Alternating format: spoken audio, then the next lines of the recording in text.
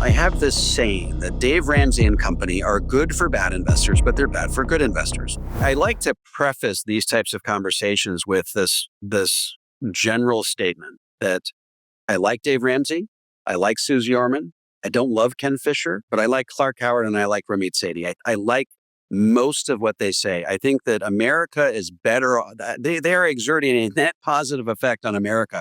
I think America is better off for them being in it versus not. If you're making 50,000, Josh, and you're spending 60, I think we can all agree that Dave Ramsey is precisely the person that you should be talking to.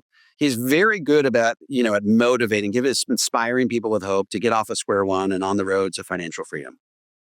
However, I have this saying that Dave Ramsey and company are good for bad investors, but they're bad for good investors. And what do I mean by that? Well, if you're the guy that's making 50 and spending 60, then implementing the baby steps is going to move you further along towards your financial goals than not doing anything. So in that sense, I think Dave Ramsey has been helpful to a certain segment of America. However, if you have $1 million or $2 million, you're a disciplined, sophisticated investor, and you're trying to figure out how to wring the most efficiency out of that $2 million, Dave Ramsey's the last guy in the world you want to talk to. Why?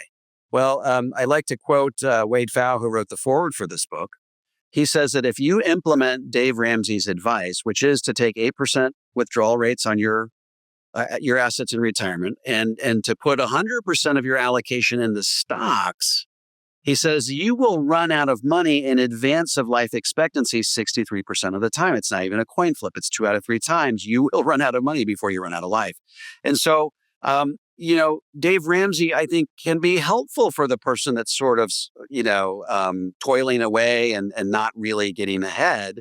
But in the very moment that you reach that financial goal of having $1 million, you need to completely switch who you're listening to. You need to discard Dave Ramsey's advice and avail yourself of the full financial toolbox that advisors like you and I are recommending. That's like I said, undergirded and corroborated by math and actuarial science. And so that's really my general feeling about these gurus, that they say some good things that help some parts of America.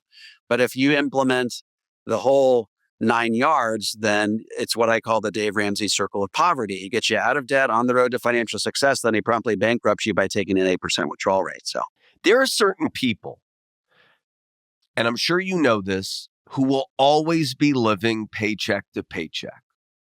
They just can't get out of their own way financially. I think of my mother and father. God rest their souls. They're in heaven now.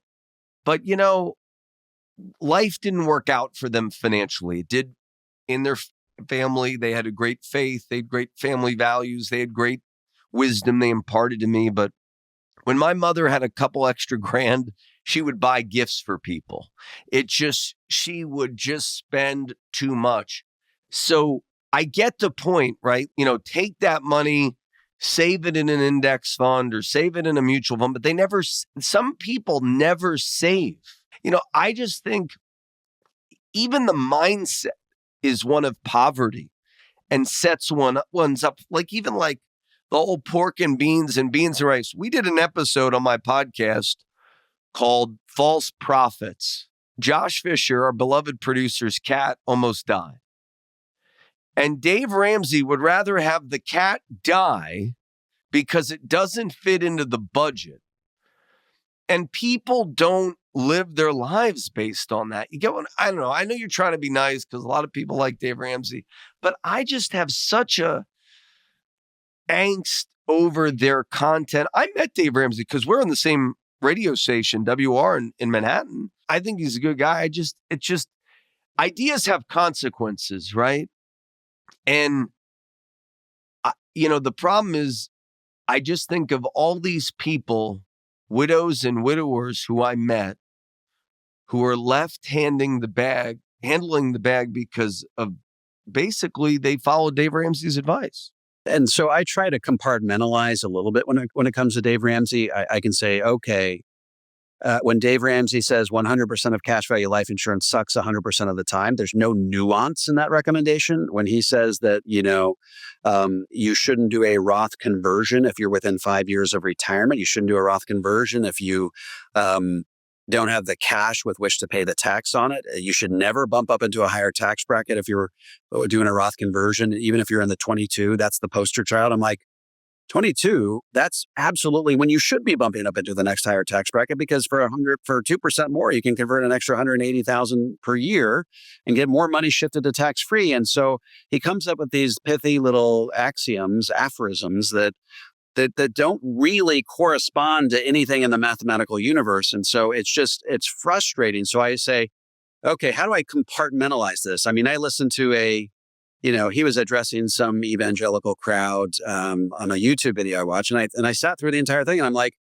gosh, there wasn't anything in that video that I really disagreed with. And so I think that, I've maybe mastered the ability to compartmentalize a little bit, where I can say, look, I like the things that he does in this department. I think it hits home for me because my parents were penniless for a number of years, because they cashed out their disability insurance. Then my dad had a heart attack.